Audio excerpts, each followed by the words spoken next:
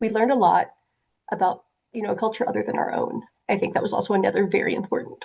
Mm. Puerto Rico, yes, it's a part of the US, but culturally it's very different. I don't know, it was my first experience being in a place that's different from, where I'm used to. This is my first time out of the like continental US. Mm.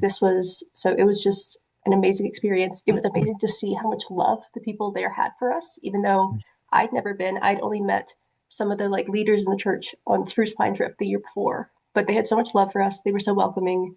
And I think that was really quite transformative. When I think of like God and stuff, I think of nature usually.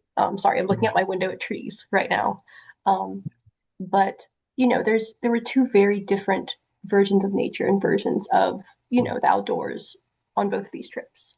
You go Mm. to Spruce Pine and there's just all of this destruction. There's all of these trees falling over, just Mm. this awful destruction. And then you go to Puerto Mm. Rico and it's absolutely beautiful. And I think both of these trips really helped me kind of reconcile God as a God who presides over a world that has destruction and a world that has beauty, kind of making peace with Mm. that. The fact that there it can be beauty in things that have been destroyed, but at the same time, there's beauty just in general. And I think that it's kind of helped me come to terms with Mm.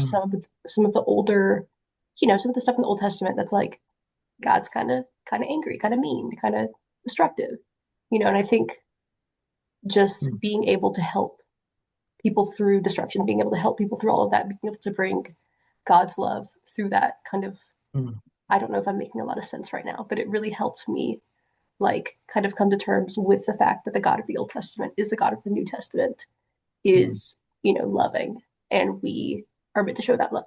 Mm. Mm.